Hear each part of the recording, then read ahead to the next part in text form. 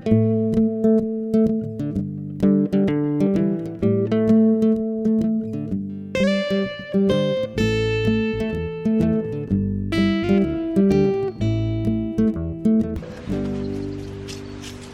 mate, how you going? Hey, stand on me. Oh base, you're a good dog aren't you? He's me mate, I tell you what. Oh, he's just a good boy aren't you? It's hot, it's bloody hot, we've got 32 degrees today. Can't do anything, I think it's as hot as it's been. I'll tell you what though, as far as like pig dogs go, he's alright. He's not amazing, he's got a few bad habits. But as far as being a pet goes, he's awesome. Hey B! And B is his mate. G'day B! B will never be a pet. He'll be a good pig dog maybe one day. Not you, Po. Hey, B. Where you go, Po? Where you go, Po? Where you go? Sit down, mate. It's too hot for cuddles. Where you go? Sit down. Oh, sit down, Po. These guys are also good mates, eh? They get on really well. They don't fight, they just play. But Pace is a real good, he's a good mate. He knows if I'm feeling a bit shit. He'll come up and put his paw on me. And dogs know when you're not well, eh? They just bloody know if you're not having a good one. Today, it's just too hot to do anything. Look at these guys, man. Let's play. They never ever get too crazy. And it's bloody too hot to be playing. It's really, really a scorcher. B's going to be a really good pig dog. I haven't taken him out yet. He's still too young and still going through all his basic training and stock proofing, but he's just got it. And him and Pace get on really well together. I was going to sort of move him on, but I think I'm going to hang on to B. Anyway, like I said, it's too hot to do anything, so I can't really make a video about fishing or hunting or anything like that, so I thought I'd tell you guys a story. I've got a few tool stories, and I've got some real stories. In fact, you wouldn't know which are the tool ones and which are the real ones. The reason I call myself... Ah! That's me you're biting, you dumb bastard. The reason I call myself Tool Stories, actually a lady by the name of Fran came up with that, is because a lot of my life has been very colourful. It's been different to most lives. I've since found out, I thought most people live like me, but I realised as time's gone on that I've had quite a colourful life. So I was telling Fran about my YouTube channel years ago, and I started doing this, and she said you need a name that gives you poetical licence to tell your stories, because people will not believe half the stuff you've told me. And so I did, and she came up with the name Tool Stories. This is a 100% true story, but you can take it how you like. Anyway, no, you can bugger off now. I'm getting bitten too much. Where you go? Where you go? Where you go? Where you go, Pace? Oh, where you go? Oh, where you go? Where you go? I starting to get a bit sore. You have like twice teeth. That doesn't mean you, Po. You can go away too. Go on, bugger off. So anyway, I've told him when I was very young, as you probably know. I've talked about that. Po, I'm trying to tell a bloody story here, mate. Can you piss off? Like, where you go? Go on. Where you go? Just go and sleep. It's too hot to do anything. It's 32 degrees. So anyway, I left home very young and 15. Lived under the Motueka bridge for a while, then down at the mouth of the river. And finally, this bloke by the name of Tony Fry came along and said, young fella, do you want a job? And he gave me a job picking tobacco. And so I got my first real job. Don't know what these dogs are doing behind me here. Out of there. So I was picking tobacco with these great big Fijian guys in Motueka, and it was a bloody good job. I really enjoyed it, and I was able to go and buy food and stuff. Up until then, I had been... Get out of there! I had been stealing produce that was growing in people's paddocks. I know stealing is wrong now. I knew it was then too. As a kid, yes, I did steal to survive because I wasn't working. I was living off the land. But the most I ever stole... Well, the worst thing I ever stole was a farmer's sheep, and I paid for that, believe me. But no, mostly I would steal like tobacco. I'd go and pick it and I'd sell it to the tourists and tell them it was dope.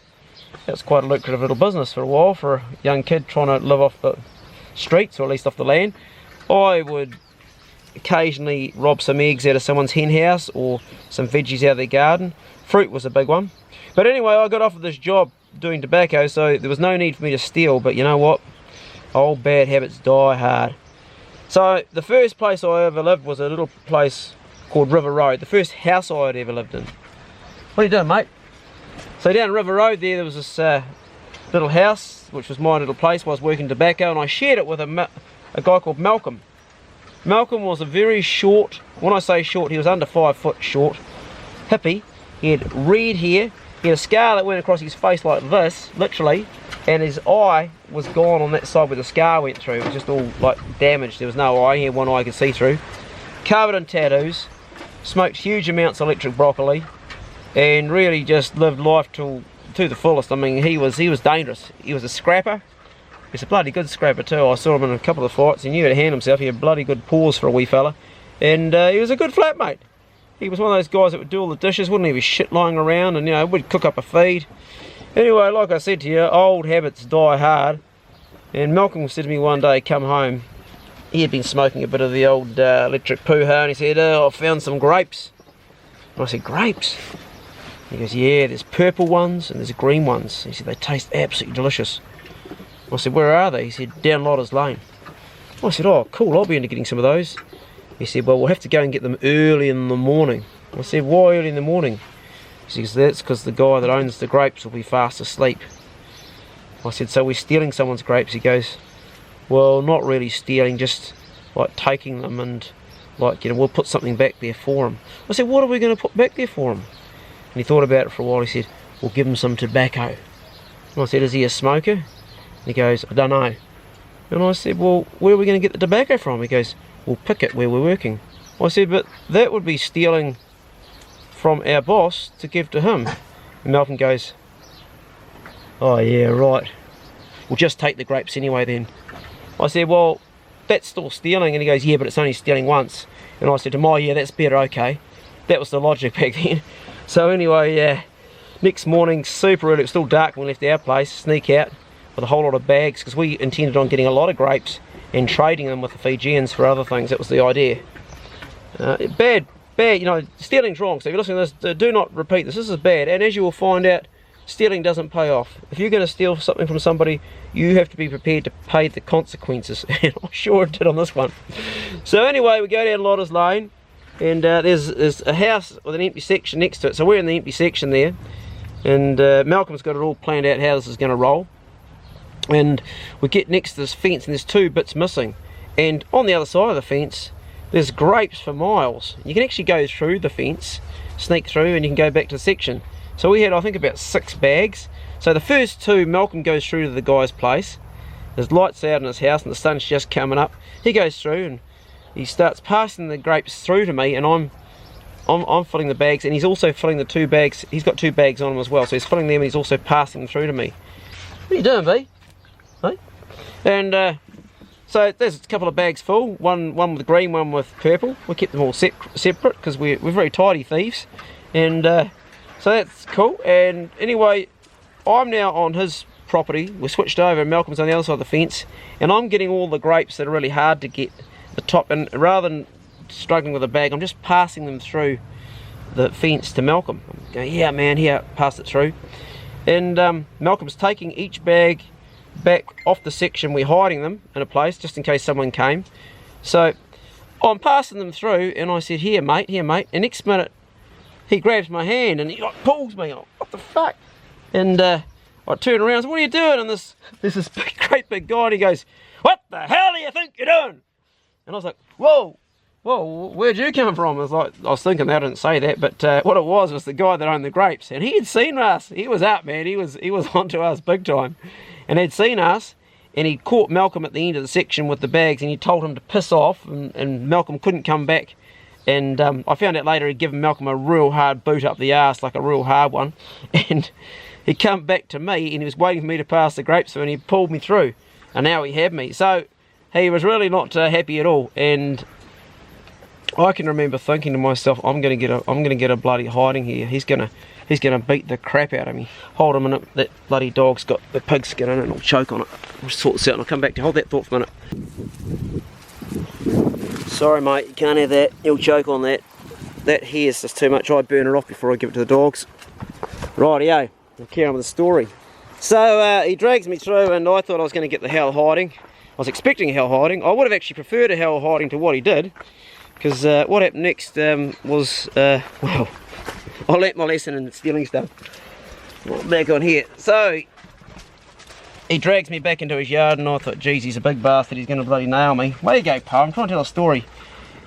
And he goes, well, how are you going to repay all the grapes you've taken? Pa, where you go? And I said, well, I'm actually working. I'm working, and I could come and pay you some money. He goes, no, that won't pay. Pa, where you go? He goes, no, that won't pay for it. I'm not going to not going to take money. You're going to have to do something more than that. Those grapes, I put my heart and soul into growing those, and they're my wine grapes, and you've taken them off now, and I'm not going to be able to make wine. And the wine, you know, you're going to have to do something more than that. And I'm like thinking to myself, geez, what's he going to ask for?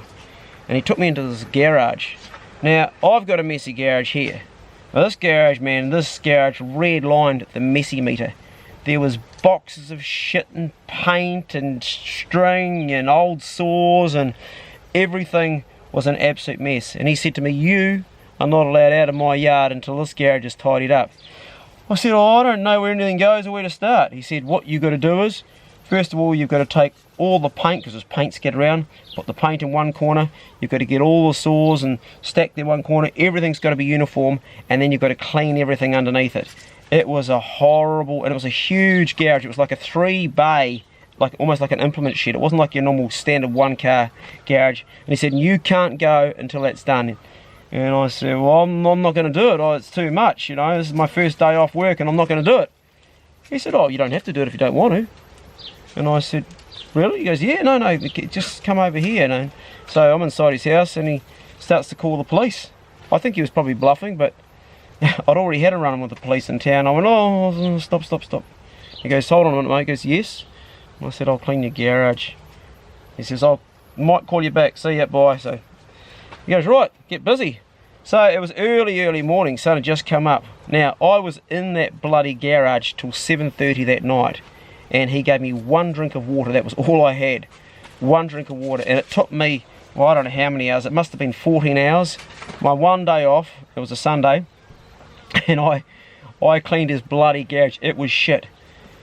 It was absolute shit, but you know what? At the end of it, he invited me inside, he looked in the garage, and I did do a good job, in fairness, and I am a messy bastard, so I've done a pretty good job. He invited me inside, and he said, are you hungry? And I said, yeah, I'm really hungry. And he gave me a meal to die for. I mean, he cooked me the best meal I think I'd ever had since I'd been away from home. It was venison, but he'd done it in a way, I guess you could say it was like a casserole. Can you casserole venison? Just was so delicious. I was so hungry, and I remember eating that meal and really thinking about it. And I thought, you know, that was really fair and decent of him to do. I thought it was a good lesson, and I actually learned a lot I learned more from that than had I gone to the, you know, been put in the lock-up, or had he given me a hiding. And I never ever stole anybody's produce after that, ever. I never did ever again. That was the last time I ever did. So I learned a valuable lesson. And I guess the moral of the story is don't steal. That's the simple thing. But the other moral too is that there's no substitute for experience with life's lessons. People can tell you don't steal as a kid, but until you actually realise, you know, I had no thoughts that he was going to make wine out of those grapes. I didn't know that was something that was special to him.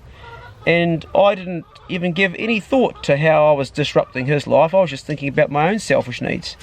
And I had a whole day to think about that, and yeah, anyway, that's a story for you.